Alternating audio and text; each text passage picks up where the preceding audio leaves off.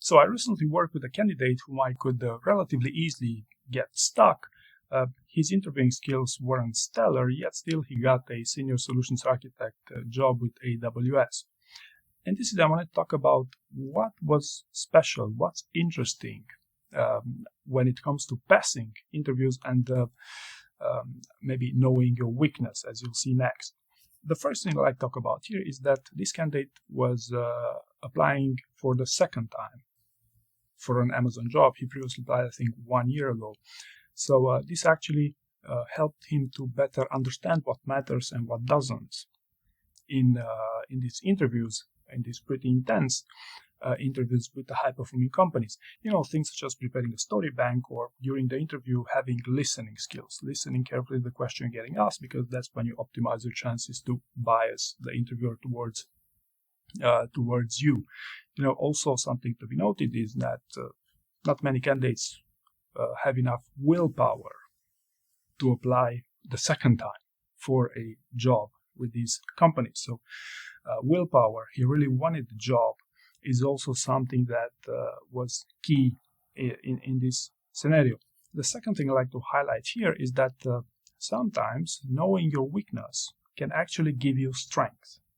Okay, so if you know yourself not being able to handle pressure all that well, maybe, you know, you should consider taking a more detached approach, you know, something on the lines that, you know what, I'm going to do my best, I'm going to learn from my mistakes, prepare as good as possible, and see what gives. Okay, same goes during a job interview, by the way. And this approach I also used in my coaching sessions, because when I noticed, putting pressure on the candidate is not something that would work in this scenario, and I also adapted my style accordingly. You know, this is when compared, with candidates who get coaching sessions with me or get my trainings because they want to feel pressure. They want to stimulate as much pressure, as intensity as possible. Right? This is not always the best approach about going both to prepare and to pass these job interviews. The third thing I'd like to talk about here, something that many of you could benefit from, is that he was a genuine person.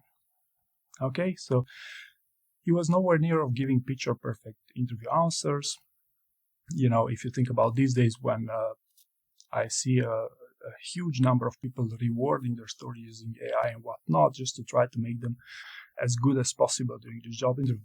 Well, it turns out, at least in my experience coaching many people and working with many people on with my training programs, success doesn't correlate with AI, but rather also with this factor of being a genuine person, realizing your answers don't have to be picture perfect, and real answers with real examples, real scenarios are what actually is the best approach to sell yourself during a job interview. So he was a genuine person.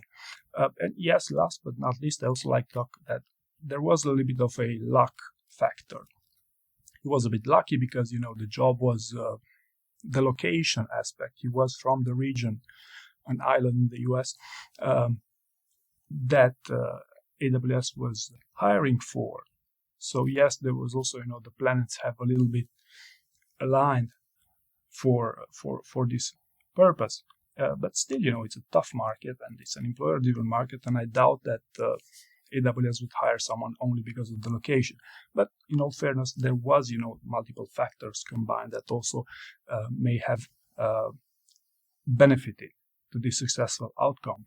So I hope you found this interesting, and thank you very much for watching.